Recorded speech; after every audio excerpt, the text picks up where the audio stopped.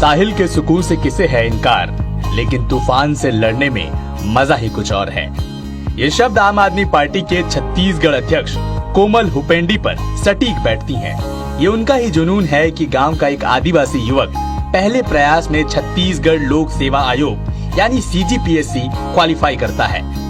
करीब 11 साल नौकरी करने के बाद जनसेवा के लिए नौकरी छोड़ देता है। 37 साल की उम्र में किसी पार्टी का प्रदेश अध्यक्ष बन जाता है।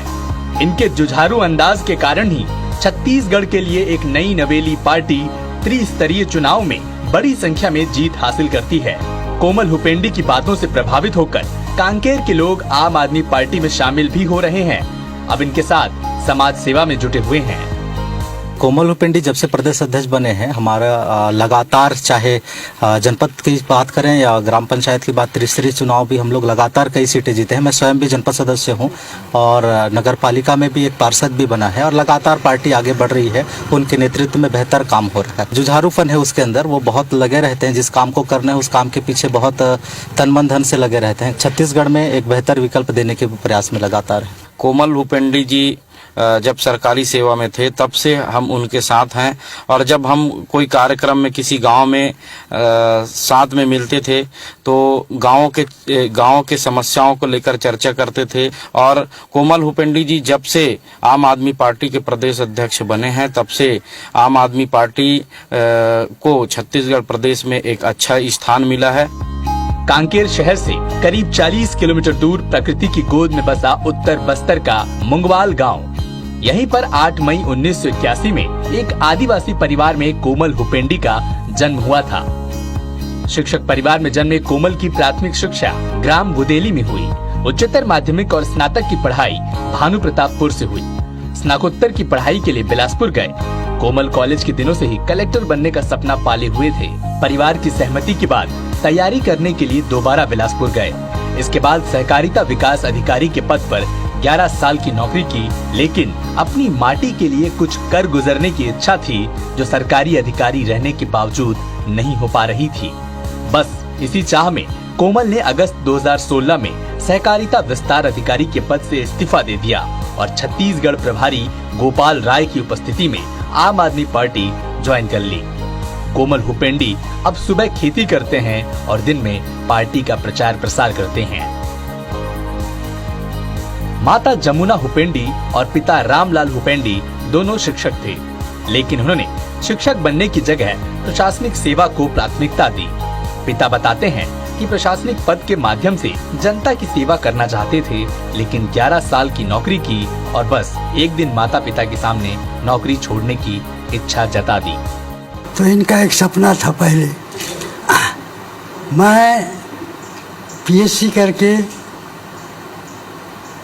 कलेक्टर बन सकता हूँ, लेकिन एक साधारण टीचर नहीं बन सकता। इनको जो नंबर मिला था उस नंबर के आधार पर सहकारिता निरीक्षक पोस्ट इनको मिल गया। चारा में जाने के बाद पता नहीं कैसा इनके मन में विचार आया। हम दोनों बैठे थे एक दिन, आके हमारे बीच अपना विचार रखे। बोले क्या है? बोले मैं जन समूह, जनता, लोग बाग जो है हमारे, इन लोगों का सेवा करूँगा। ये सेवा भाव से कुछ काम करना चाहता हूँ। हमारे दोनों का आशीर्वाद दे करके फिर अपना वो ज्वाइनिंग किए आम आदमी पार्टी में, और उसके बाद फिर अपना कार्य चल रहा है इनका। पर इतना है, जो काम कर रहे हो उसको लगन से करो। अगर हार भी जाते हो तो उस हार को हार नहीं मानना है। आप कठिन परिश्रम करो, परिश्रम के बिना तो कुछ नहीं होता है और सफलता जरूर मिलेगी।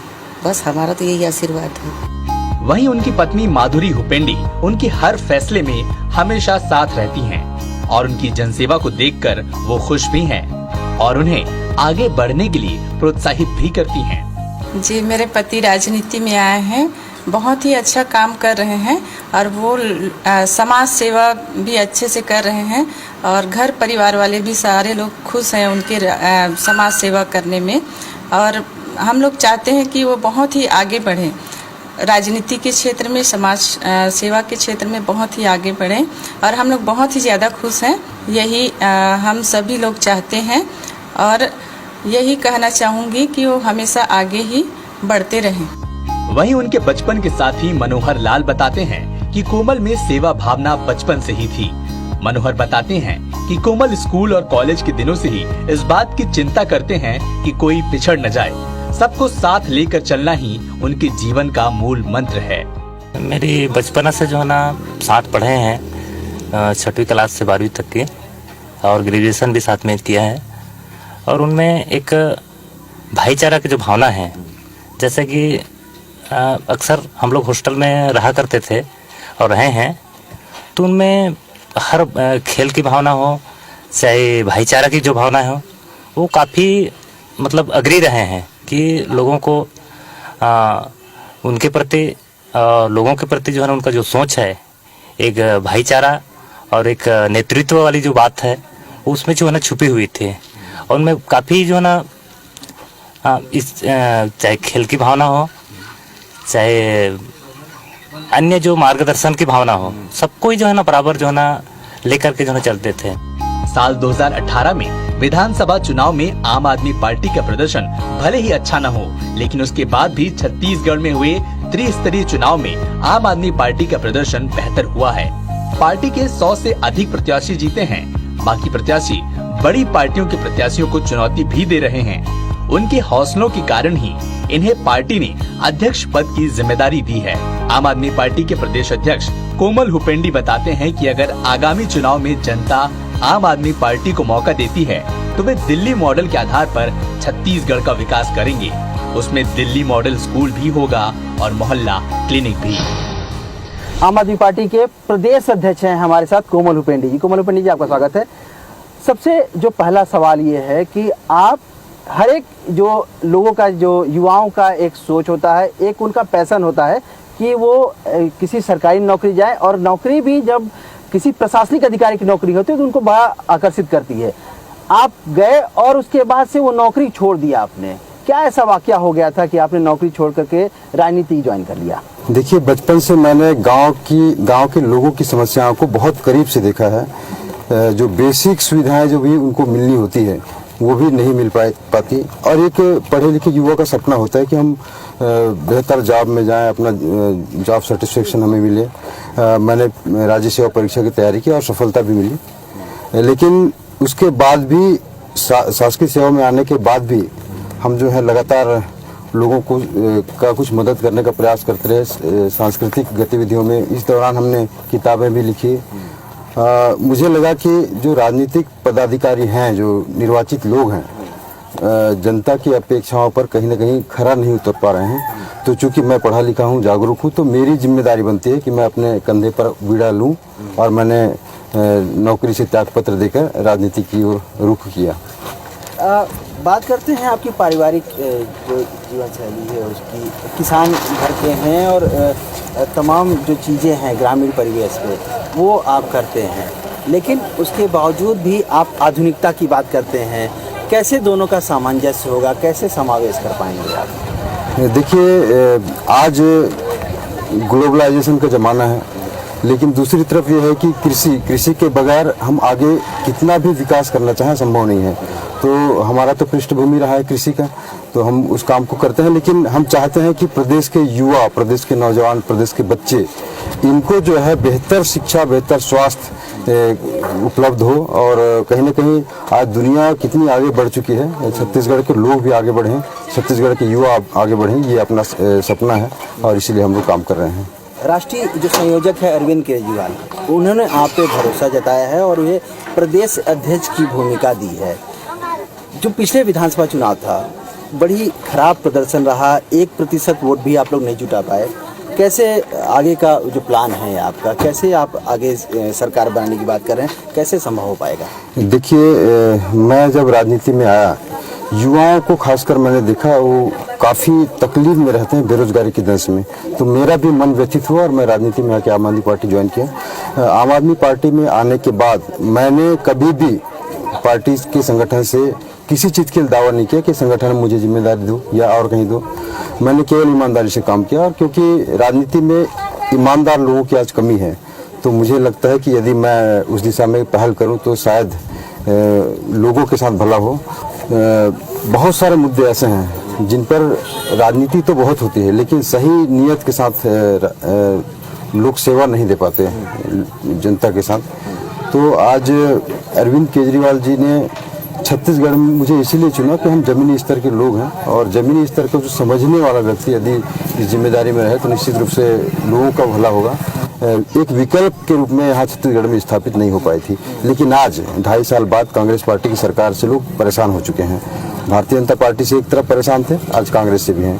तीसरे विकल्प की ओर लोगों का निगाह है, और निश्चित रूप से आम आदमी पार्टी की ओर ईमानदार विकल्प जो काम की राजनीति की शुरुआत दिल्ली में आम आदमी पार्टी की सरकार ने की है, छत्तीसगढ़ में भी लोग आज चाह रहे हैं, और निश्चित रूप से आने वाले समय पे आम आदमी पार्टी को लोग अवसर देंगे। और छत्तीसगढ़ में शिक्षा, स्वास्थ्य, जो दिल्ली में जो मॉडल चल रहा है वो बेहतर मॉडल छत्तीसगढ़ में स्थापित तो लोग चाह रहे हैं। माननीय प्रदेश प्रभारी जी और हमारे राष्ट्रीय संयोजक जी छत्तीसगढ़ लगातार आएंगे और हमें मार्गदर्शन देंगे, और छत्तीसगढ़ के लोग जैसा चाहते हैं वैसी सरकार, ईमानदार सरकार, जब अभी तक जो ईमानदार सरकार छत्तीसगढ़ को नहीं मिली है।